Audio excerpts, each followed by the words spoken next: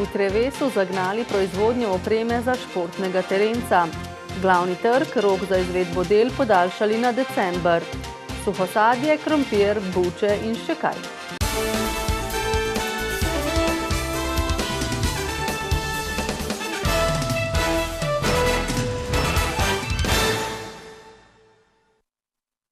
Lepo pozdravljeni. V podjetju Treves, ki deluje od leta 2005 na Biču v Trebanjski občini, sledijo trendom v avtomobilski industriji, zato so priložnosti poiskali tudi v proizvodih za električna vozila. Tako so danes zagnali proizvodnjo opreme za športno terensko vozilo z električnim pogonom. V podjetju izdelujejo opremo za Renault Twingo in Mercedes Smart, od lani tudi za Jaguar E-Pace. Trenutno pa zaganjamo serijsko proizvodnjo za električno verzijo avtomobila Jaguar E-Pace. V podjetju so specializirani za razvoj, izdelavo in dobavo sestavnih delov z področja zvočne in termične izolacije. Ta oprema je nepogrešljiva tudi v električnih avtomobilih. V avtomobilih, ki jih poganja električni motor, je še vedno zelo veliko hrupa. In danes želimo pokazati nove tehnologije, nove light tehnologije, ki so prilagojene za električne avtomobile. Za namene proizvodnje delov za Jaguarja so na Biču povečali proizvodne zmogljivosti in število zaposlenih. Do 4000 kvadratnih metrov novih prostorov so prišli v enem letu ob pomoči Trebanjske občine in upravne enote. V zelo kratkem času smo jim omogočili gradnjo, tako da so se nam zahvaljevali za to zadevo in sem vesel, da smo povezani, da med seboj sodelujemo. Treves je sicer eden ključnih dobaviteljev za novomeški Revoz, ki velja za našega največjega izvoznika. To sodelovanje, ki ga zdaj že tkemo vrsto let, nas v bistvu nekako navduhuje z upanjem, da bomo lahko sodelovanje krepili tudi v bodoče pri novih projektih. Z zagonom proizvodnje opreme za Jaguarja je tudi Treves postal izvoznik. Kajti do sedaj so praktično vse njihove proizvode dobavljali le podjetju Revoz, tako da imamo, lahko rečemo, v tem trenutku tudi novega izvoznika v naši regiji.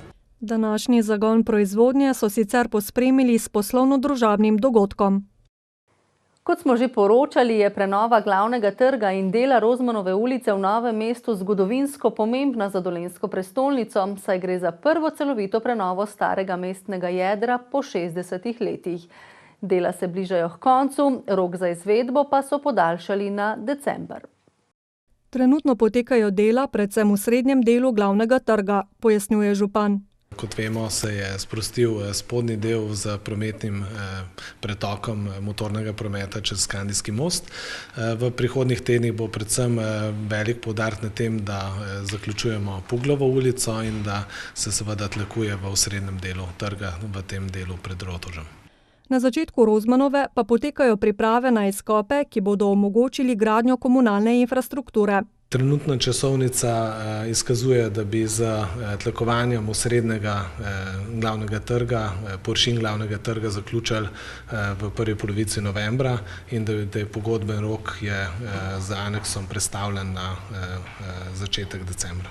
Na mestni občini pa so podaljšali tudi poziv za subvencioniranje prenove pročelij v delu starega mestnega jedra, ki zajema dodatne objekte na Rozmanovi, Kastelčevi in Pugljevi. Podaljšanje do novembra. Včasih radi rečemo kakšno pikro čez delovanje služb v javni upravi.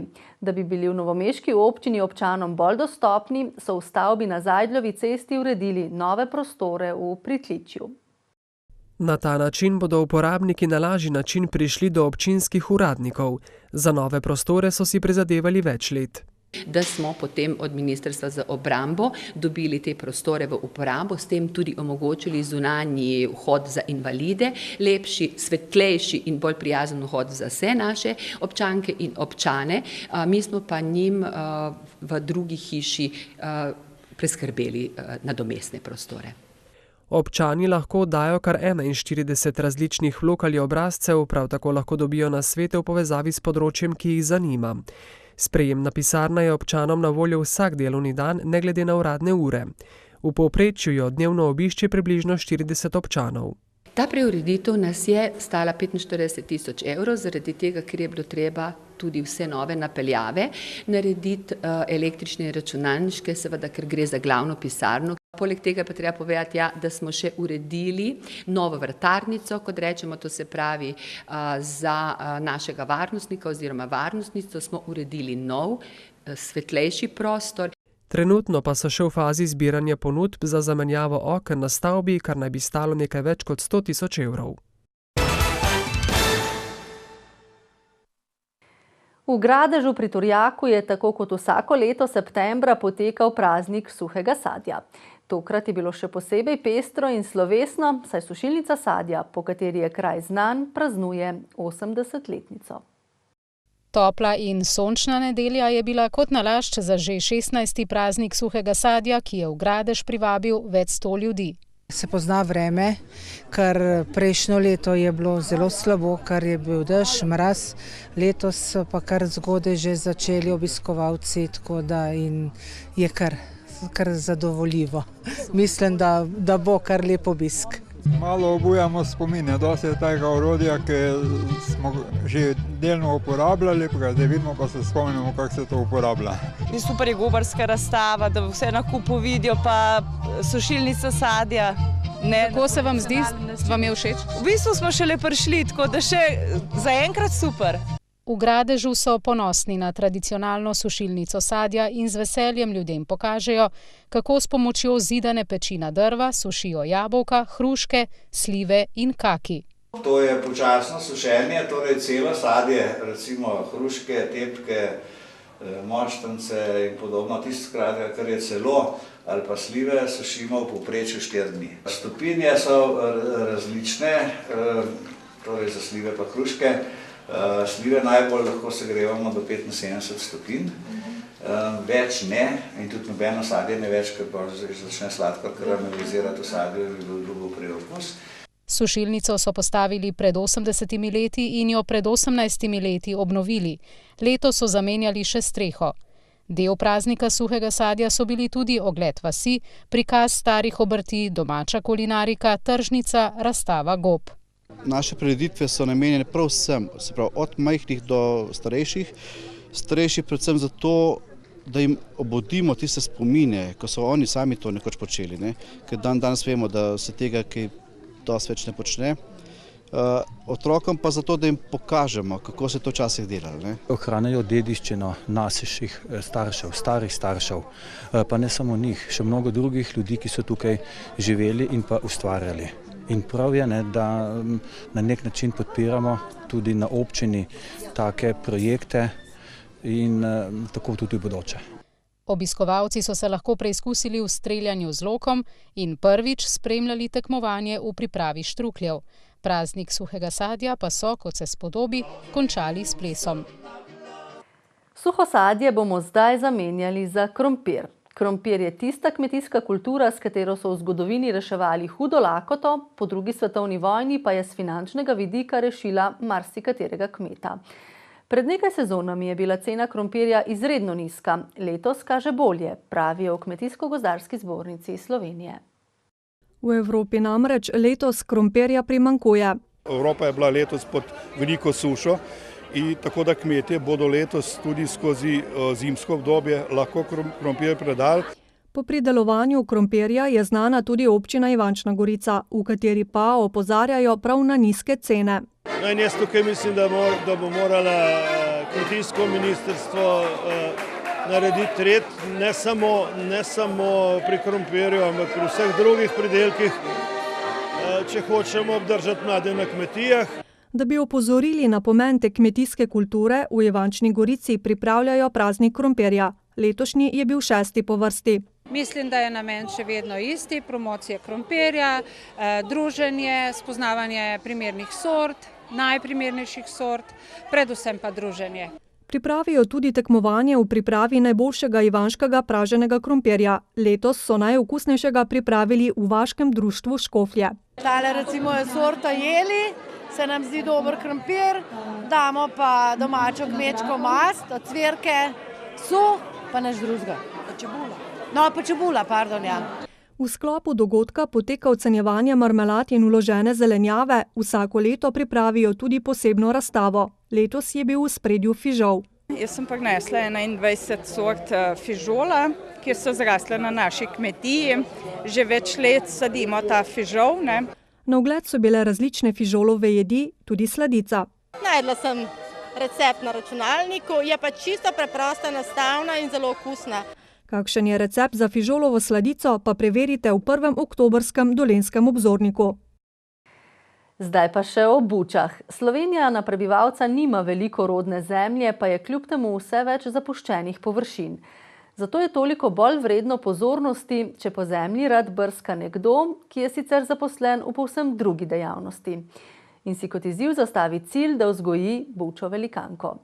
Tak je 29-letni Sandi Savnik z Bizeljskega.